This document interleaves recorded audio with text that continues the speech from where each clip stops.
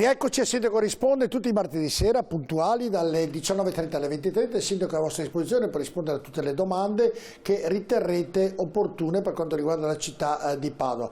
C'è già una telefonata, ho molte cose da chiedere al Sindaco, le chiedo gentilmente, Sindaco, se è un po' più sintetico, così cercheremo di accontentare tutti. Sentiamo che abbiamo in linea. Pronto, buonasera, con chi parliamo e da dove?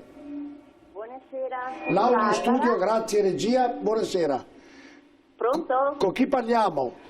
Buonasera, sono Barbara, chiamo dal comune di Selvazzano, prima periferia di Padova. Prego.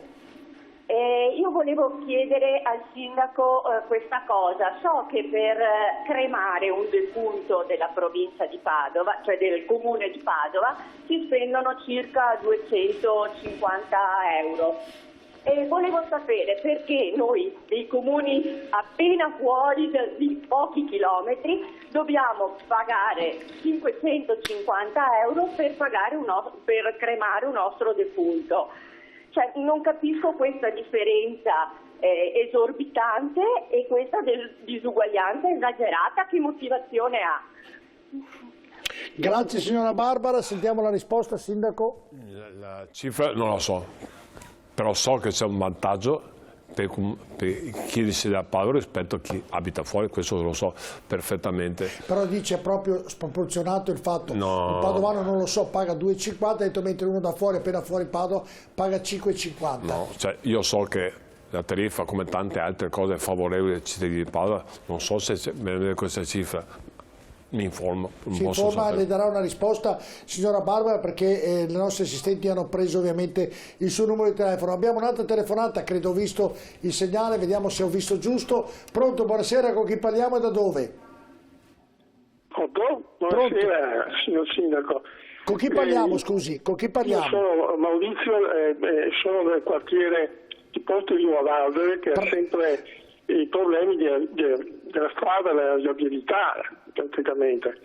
E niente, io volevo segnalarle che nel dicembre 88 il Comune aveva un progetto finanziato per 1 miliardo di lire dal Comune di Padova, 500 milioni alla provincia, 300 milioni del Comune di Cadore, per fare un ponte sull'Uson dei Sassi e realizzare una specie di rotatoria diciamo all'altezza dell'imbrocco del Buson di Sassi su Brenta.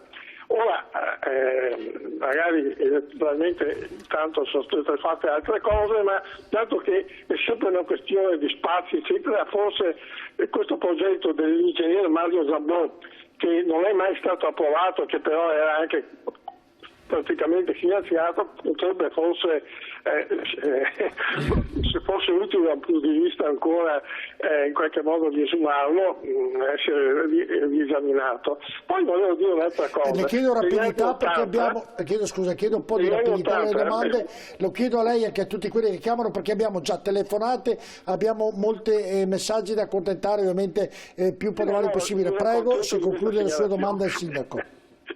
D'accordo. Prego.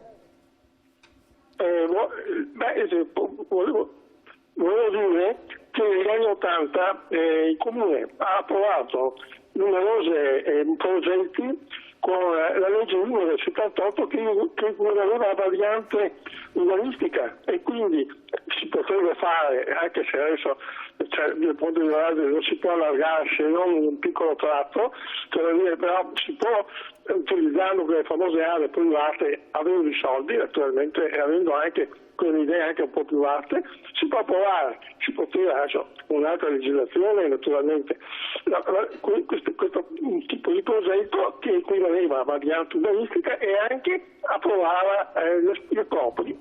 Grazie. Naturalmente tutto. Perché per Ponte di Nuovaldere praticamente sono 70 anni che ci sono i problemi, ma niente si può fare. Grazie. È stato molto chiara la domanda, chiedo che lei sintetico la risposta, grazie. Ovviamente il progetto a suo tempo fatto non lo conosco nei dettagli. Voglio solo ricordare che la prima volta l'assessore Michelin si è messo col sindaco di Cadonega, Fiordalze, Limina e noi stessi per fare risolvere il problema della viabilità di Ponte di Fiordalze. È un grosso problema. è stato presentato alla Regione assieme alla provincia, ripeto, 4 comuni sono messi assieme per rifare completamente la viabilità. Avete trovato un accordo? No, l'accordo abbiamo trovato, adesso stiamo aspettando la Regione, che vuol dire anche lo Stato ovviamente, perché è un progetto che costa, se non sbaglio, 38 milioni di euro, per cui quei fondi del PNRR cerchiamo di risolvere il problema. Questo problema. E questo, poi ricordo che siamo in fase di approvazione, penso in primavera, cosa del genere, col piano degli interventi, vuol dire il piano regolatore, stiamo rifacendo completamente, per cui con il professor Boeri, con tutto il suo staff, sarà un grande piano sotto l'aspetto, perché verrà valorizzato il verde, verrà valorizzato tantissime cose, e per cui adesso, è difficile rispondere sul piano regolatore in un minuto, per cui siamo in fase di attuazione del piano regolatore. Telefonate, sentiamo un'altra. Pronto, buonasera, con chi parliamo e da dove? Buonasera, sono Roberto. Da dove chiama Roberto? Sono da Padova, chiamo da zona Salboro. Prego Roberto. Grazie di questa opportunità. Volevo avvisare il signor Sindaco di un problema che riguarda via Pallastrozzi. Allora, è un troncone di strada di circa 800 metri, privo di luce da sempre. Noi abbiamo fatto come abitanti molte segnalazioni, anche tutte le precedenti amministrazioni, e tutti ci hanno detto di avere pazienza. Per quanto riguarda quest'ultima amministrazione abbiamo avuto anche la visita dell'assessore Michalizzi con un ingegnere del comune e ha detto di avere pazienza e avremo delle risposte. Onestamente al momento non abbiamo avuto nessuna risposta. Noi è tanti anni, circa 30-40 anni che portiamo pazienza. Brava la regia che ha messo subito il punto dove si trova questa via. Prego. Via Pallastrozzi, benissimo, quella che sta vedendo in TV. Ecco, chiediamo se è possibile fare qualcosa perché insomma 30-40 anni di rinvii con tutte le giustificazioni che possono essere per noi abitanti ci sembra anche un lavoro non così impegnativo e penso che si possa prendere anche in considerazione, insomma, non vogliamo priorità su eventuali criticità, però insomma dopo 30-40 anni chiediamo se si può fare qualcosa in breve tempo. Grazie. Grazie Roberto. Sindaco, se vuole rispondere. Mi informo con l'assessore Michalizzi, perché se è andato lì, conosce la situazione, penso che anche saprà la risposta. Io so che stiamo mettendo anche molti fondi su illuminazione, su qualcosa con 5 milioni di euro, però non mi ricordo se è compresa la via, obiettivamente. Anche questo posso dare una risposta velocissima. SMS, andiamo Dennis con i prossimi 4. Chiedo gentilmente, io lo ripeto, è anche brutto ripeto, però abbiamo tantissime domande, telefonate. Prego, vai Dennis. Sindaco, il giardino dei Gelsi è da anni non illuminato, pur essendoci all'interno i lampioni. Considerando la zona di forte spaccio, non si possono mettere 2 lampadine su questi lampioni? Sbalorditivo, cioè vuol dire che non so, i lampioni sospenti? Dice penso. Questo il messaggio, dice questo. Incredibile. Sarà fatto. Sarà fatto. Andiamo con il prossimo. Buonasera, cosa diverrà il palazzo del provveditorato? Un'idea sarebbe un bel garage a piani come ci sono in certe città estere. Grazie Maria.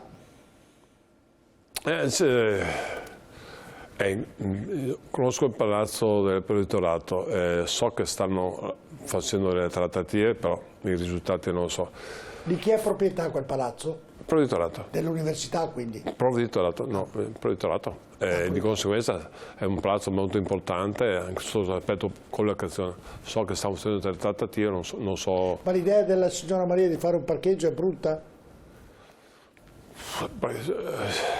Stiamo già lavorando sui parcheggi in centro, per cui c'è una teoria che non ci devono portare le macchine in centro, però attenzione, quella zona lì verrà fatto l'ospedale, il nuovo ospedale, nel senso, l'ospedale via Giustiniani sarà quasi tutto demolito, resterà pediatria, mamma bambino, Gallucci, pronto soccorso nuovo, tutto, verrà fatto parcheggi adeguati, per cui non so se sia importante fare parcheggio a poco distante dall'ospedale. È stato chiaro. Andiamo con l'altro messaggio, Dennis.